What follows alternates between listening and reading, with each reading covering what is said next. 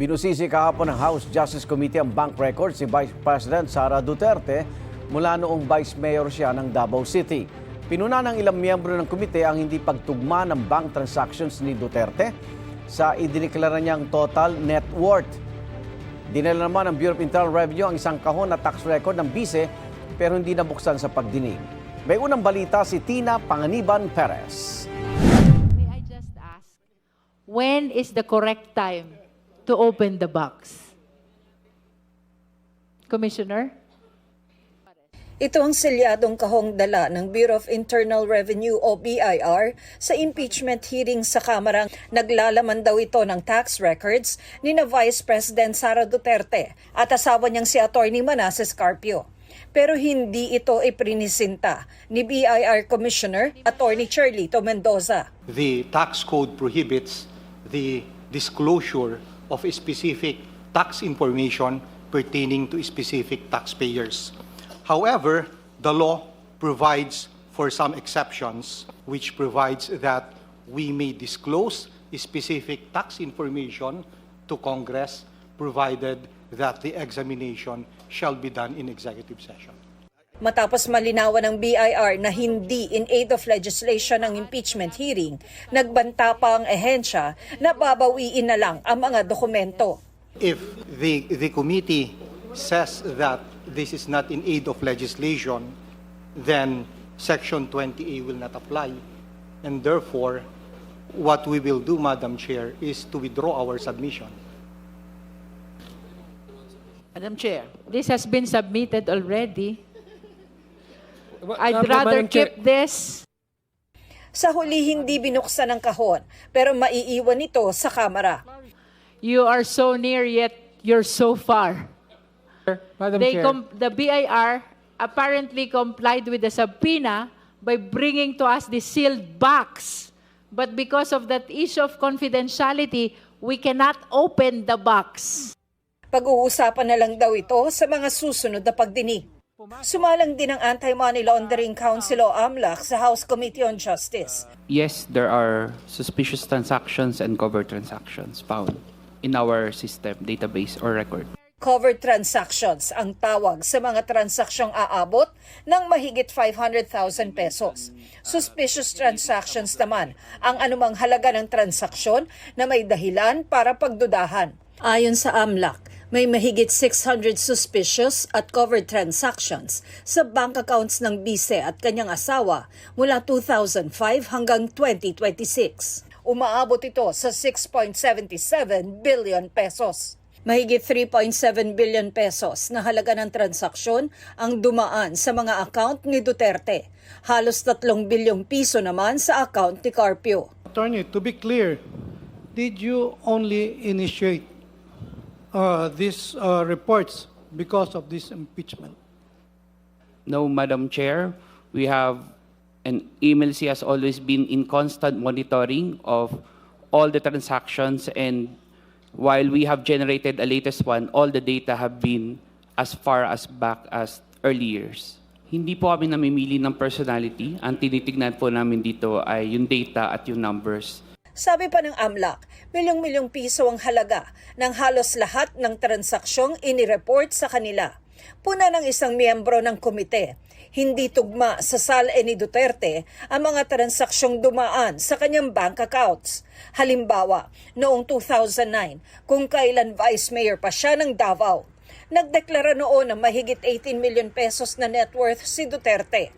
Pero ang flag transactions na dumaan sa kanyang bank accounts umabot ng halos 705 million pesos. Base pa sa AMLAC report, sa mga flag transaction na dumaan sa account ni Carpio, pinakamalaking halaga ang naitala noong 2024 na umabot sa mahigit 1.8 billion pesos.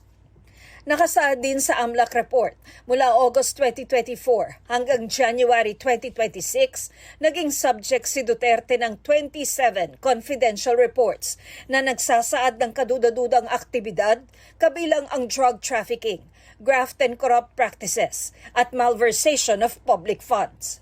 Kaugnay yan sa mga lumabas sa House Quad Committee hearings at sa impeachment complaints na inihain laban sa bise. Puna pa ng ilang miyembro ng komite sa mga salin ni Duterte. Mula 2019 hanggang 2024, walang iniulat si Vice President Sara Duterte na cash on hand and in bank sa kanyang salin.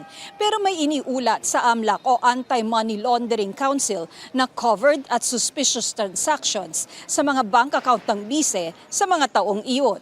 At noong 2019 at 2024, kahit na 5 po, wala po siyang dineklara na cash at saka cash on hand.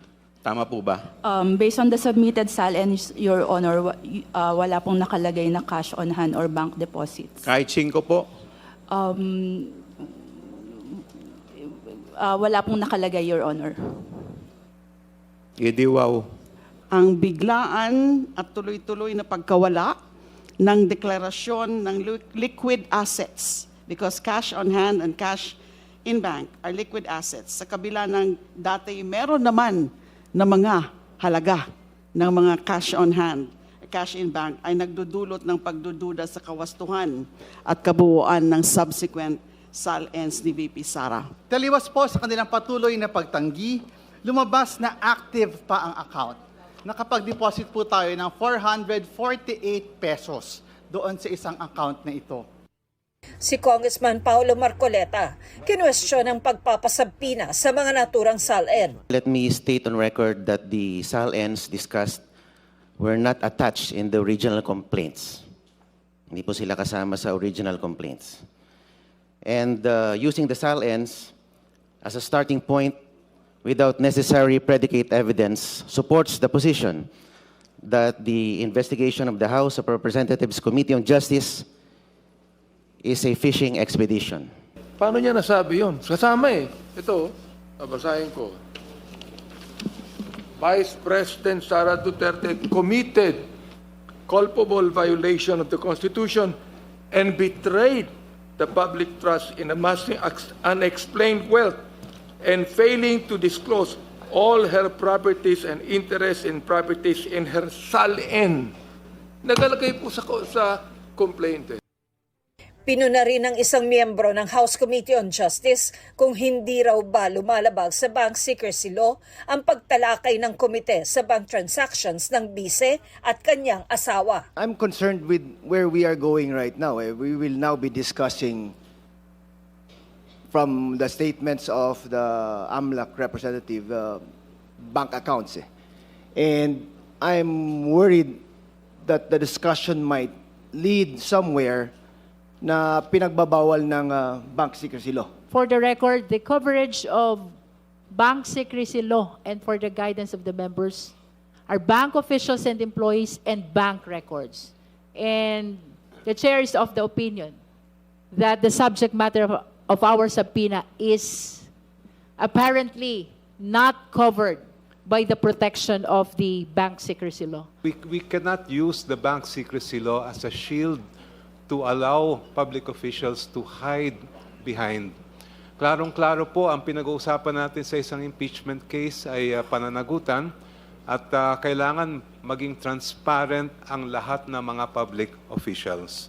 Tanong naman ng isang mambabatas. Pag suspicious yung transaction, ibig bang sabihin na ito ay illegal na or unlawful na? Para kasing ganun lumalabas. Pag ito ay tinag na suspicious, agad-agad itong piniprejudge na as if it's an illegal or unlawful transaction. I want to be clarified on that, Madam Chair. That is a manifestation which does not require any answer. Ganun yon. So basta labas-pasok, nag-a-add to. So it doesn't mean na pagka sinabi natin may 3.9, billion, does it mean na merong 3.9 billion sa loob ng account? Hindi ko po, kung based lang po sa records, hindi ko pa po masabi. Pero maaaring ganon. Theoretically, posible po yung sinasabi. Hindi ulit dumalo sa pagdinig ang bise. Ayon sa kanyang defense team, minonitor nila ang impeachment proceedings pero wala pa silang opisyal na pahayag. Nagpadala rin ng mensahe ang GMA News sa Vice Presidente pero wala pa siyang tugon sa ngayon. Ito ang unang balita. Tina Panganiban Perez para sa GMA News. Sa pagharap naman ni dating Senador Antonio Trillanes IV sa impeachment proceedings ni Vice President Sara Duterte sa Kamara, Inihayag niya ang umano'y tagong yaman ng bise at kanyang pamilya. Isa sa mga aligasyon ni Trillanes, nakatanggap umano ang pamilya Duterte ng milyong-milyong piso mula sa isang drug lord. Sinusubukan pa namin kunan ng pahayag ang pamilya Duterte tungkol dito. Yan ang unang balita ni Ian Cruz.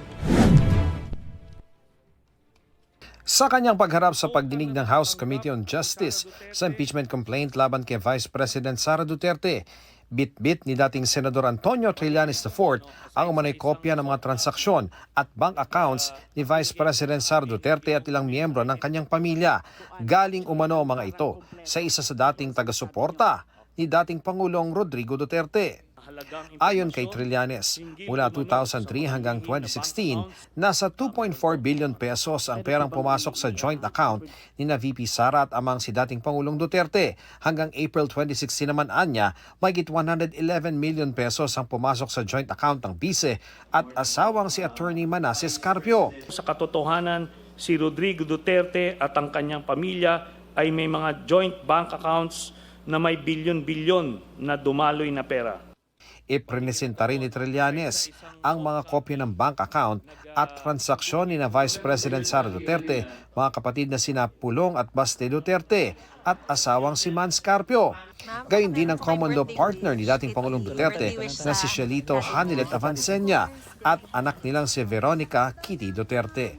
Lumalabas na may kabuang halaga na 2,407,272,103.75 pesos ang pumasok at dumaloy sa mga nasabing bank accounts mula noong 2003 hanggang 2016.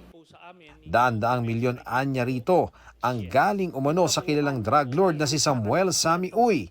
Kay Vice President Duterte, umabot anya sa mahigit 22 million pesos ang pumasok na pera mula kay Uy noong March 2011 hanggang April 2012. Milyon-milyon din anya ang natanggap ni dating Pangulong Duterte, magkapatid na Baste at Pulong, pati na ni Avancenia. Ang grand total na nakuha ng Duterte family mula sa isang drug lord na si Sammy Uy ay 181,653,487.36. Para masuri ang mga transaksyon, ipinaberipika ni ML Party List Representative Leila De Lima ang ilan dito sa Anti-Money Laundering Council. Random na pumili si De Lima ng mga transaksyon at isa-isang tiningnan ng AMLAC kung tugma sa mga hawak nilang impormasyon. We confirm that for all the dates and amounts mentioned, there are similar transactions existing in the AMLC report. So for the record, 18 out of 18 transactions randomly selected from the annexes of Sinumpang Salaysay of Honorable Trillanes were confirmed by the AMLC, at least to the extent that similar transactions appear in their report. Sa wakas, no, after 10 years, ay kinumpirma ng AMLAC yung aking nilalabas sa taong bayan simula pa noong 2016. Sa wakas, Kaya ayon kay Trillanes, masasabing mayroong impeachable offense ang bise. Una, si Sara Duterte ay kasangkot sa korupsyon noong unang pumasok pa lang siya sa gobyerno. Pangalawa, si Sara Duterte ay may mga tagong yaman na nakuha niya sa mga iligal na paraan. Pangatlo, si Sara Duterte ay hindi nagdedeklara ng kanyang tunay na yaman sa kanyang salin. Pang-apat, sina Sara Duterte at ang mga malalapit na miyembro ng kanyang pamilya ay tumanggap ng daang-daang milyon na pera mula kay Sammy Uy na isang kilalang drug lord. Sinusubukan pa naming makuha ang panig ni Vice President Duterte at kanyang pamilya kaugnay nito. Ito ang unang balita. Ian Cruz, GMA News. Nagdiwang ang mga kaanak na ilang biktima ng extrajudicial killing sa pagbasura sa apilan ni dating Pangulong Rodrigo Duterte tungkol sa jurisdiction ng International Criminal Court sa kanyang kaso.